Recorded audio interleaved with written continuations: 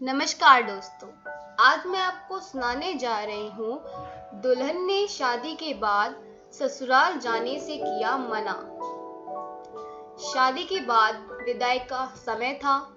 रिया अपनी माँ से मिलने के बाद अपने पिता से लिपटकर रो रही थी और वहाँ मौजूद सभी लोगों की भी आंखों में आंसू थे। उस समय रिया ने घूंघट निकाला हुआ था और अब उसका विदा होकर ससुराल जाने का समय हो गया था। जैसे ही रिया रोती हुई कार में बैठने लगी, तभी उसकी छोटी बहन रोती हुई उससे दोबारा लिपटकर रोने लगी। तभी गाड़ी के पास खड़े रिया के पति राज से उसका दोस्त राहुल कहता है, अरे यार राज, यहाँ से घर पहुँचते ही सबसे पहले होटल पहुँचकर एक बढ़िया सा खाना खाएंगे, क्योंकि यहाँ तेरे ससुराल में तो एकदम घटिया खाना था। ऐसा खाना तो हमारे यहाँ कुत्ते को भी नहीं खिलाते। तभी साथ ही खड़े राज के छोटे भाई ने भी कहा, हाँ यार, यहाँ का खाना तो एकदम बकवास था और रस मलाई में तो रस ही नहीं था।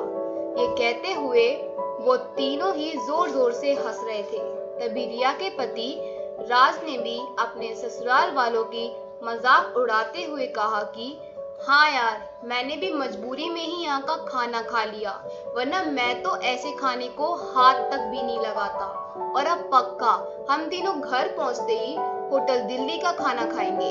अपने पति के मुंह से ऐसी ऐसी बातें सुनकर रिया कार में बैठती बैठती रुक गई और उसने गुस्से में सबके सामने अपना घूंघट हटाते हुए कार के दरवाजे को जोर से बंद किया और आंखों में आंसू लिए रिया अपने पिताजी के पास चली गई और उनका हाथ पकड़कर उनसे कहा कि पिताजी, मैं ससुराल नहीं जाऊंगी, मुझे ये रिश्ता बिल्कुल मंजूर नहीं है।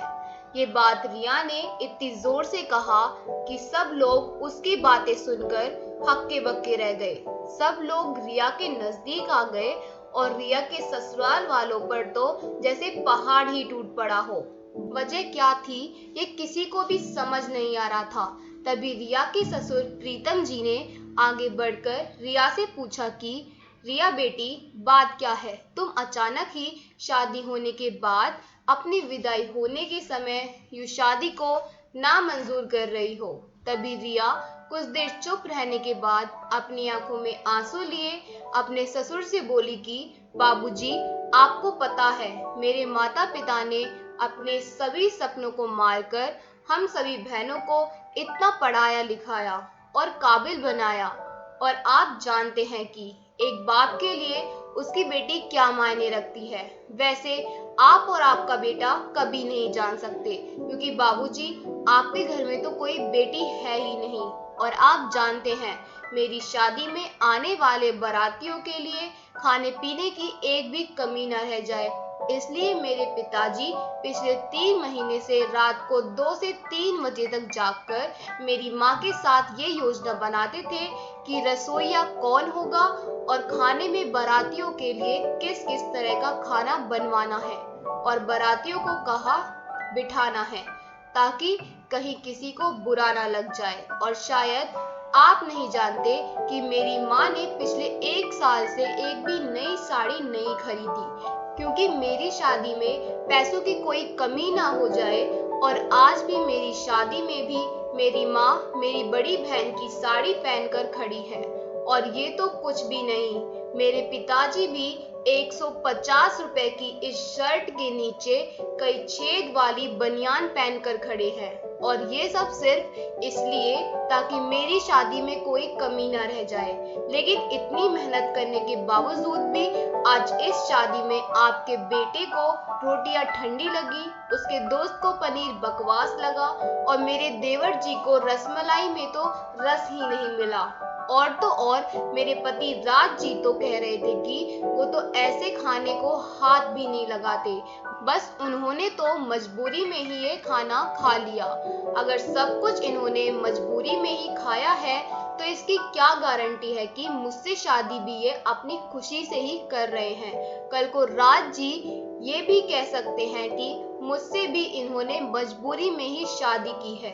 और रिया रोते हुए अपने ससुर से ये भी कह रही थी कि जिस माता पिता ने मेरी शादी में दिन देखा ना रात, बस शादी की तैयारियों में लगे रहे, उन माता पिता पर आज आपके बेटे और उनके दोस्त यूं जोर जोर से हंस रहे हैं और उनकी इतनी बेइज्जती कर रहे हैं। क्या आपके घर में माता पिता की इतनी ही इज्जत होती है? तभी रिया के ससुर ने कहा कि बेटी, इतनी छोटी सी बात पर तुम नाराज हो गई। तो रिया ने अपने ससुर की बात को काटते हुए कहा कि बाबूजी, ये छोटी सी बात नहीं है। अगर शादी के बाद मैं भी आपकी इज्जत ना करूं तो आपको कैसा लगेगा? ये सुनते ही रिया के ससुर ने शर्म के मारे अपनी आंखें नीचे कर ली। तभी रिया ने कहा, लेकिन बाबूजी, आप चिंता ना करिए, हमारे अंदर हमारे अच्छे माता पिता के संस्कार है। किसी की बेइज्जती करना, ये सब हमारे माता पिता ने हमें कभी सिखाया ही नहीं है। ये सुनते ही रिया के पिताजी शंकर जी ने आंखों में आंसू लिए अपनी बेटी को गले से लगा लिया और उससे कहा कि बेटी, मुझे गर्व है कि तू मेरी बेटी है और अब तू शांत हो जा बेटी, तुझे मेरी कसम, तो इन्हें माफ कर दे और खुशी खुशी अपने ससुराल चली जा। तभी रिया का पति राज भी रिया के पिताजी और रिया से हाथ जोड़कर माफी मांगता है और ये कहता है कि बाबूजी, मुझे माफ कर दो, सारी गलतियां मेरी ही है, लेकिन आज आपकी बेटी ने मुझे एक पिता की इज्जत करना सिखा दिया और आज के बाद मैं हर किसी के माता पिता की हमेशा इज्जत करूंगा। उसी वक्त रिया के ससुर प्रीतम जी भी आगे आकर अपनी बहू रिया के सर पर हाथ रखकर कहते हैं कि मैं तो बहू लेने आया था, लेकिन ईश्वर बहुत कृपालु है, उसने मुझे बहू के रूप में एक बेटी दे दी और वो भी इतनी अच्छी संस्कार वाली, जो कि माता पिता का भी इतना सम्मान करती है।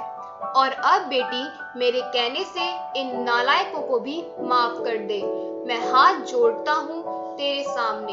तभी रिया अपने ससुर जी के दोनों हाथों को पकड़ लेती है और कहती है कि नहीं बाबूजी, आप मेरे पिता के सम्मान हैं, कृपया आप मेरे सामने हाथ मत जोड़िए। तभी रिया के पिताजी शंकर जी भी कहते हैं कि समधी जी, आप मेरी बेटी के सामने हाथ जोड़कर कृपया हमें शर्मिंदा मत कीजिए। मेरी तो आपसे बस इतनी ही प्रार्थना है कि हमेशा आप मेरी बेटी को अपनी ही बेटी समझना और इससे कभी कोई गलती हो जाए तो उसे माफ कर देना। तो प्रीतम जी ने अपने समधी शंकर जी का हौसला बढ़ाते हुए कहा कि आप बिल्कुल चिंता मत करिए, बल्कि अब तो रिया बेटी ही हमारे पूरे घर को संभालेगी और अब ये ही हमारे घर की लक्ष्मी है। ये सुनकर रिया के पिताजी बहुत खुश हो जाते हैं और अपनी बेटी को खुशी खुशी विदा कर देते हैं और रिया अब राजी खुशी अपने ससुराल रवाना हो गई थी और अपने पीछे छोड़ गई थी। आंसुओं से भीगी हुई अपनी माँ और पिताजी की आंखें और अपने पिता का वह आंगन, जिस आंगन में कल तक वह खूब हंसती खेलती थी, आज से इस आंगन की चिड़िया उड़ गई थी किसी दूर देश में। दोस्तों, बेटी माँ बाप का अभिमान वह एक अनमोल धन होता है और दोस्तों, अपनी छाती पर पत्थर रखकर वो अपनी प्यारी बेटी और अपने जिगर के टुकड़े को उसकी शादी करके उसे विदा करता है। इसलिए दोस्तों, एक बाप अपनी बेटी की शादी करके वैसे ही उससे दूर हो जाता है और हमें उसका अपमान करके उन्हें और दुखी कभी भी नहीं करना चाहिए। अगर आपको हमारी कहानी अच्छी लगी हो तो वीडियो को लाइक करें, शेयर करें एवं ऐसी ही अच्छी वीडियो देखने और सुनने के लिए चैनल को सब्सक्राइब कर दें। आपकी बड़ी मेहरबानी होगी। धन्यवाद।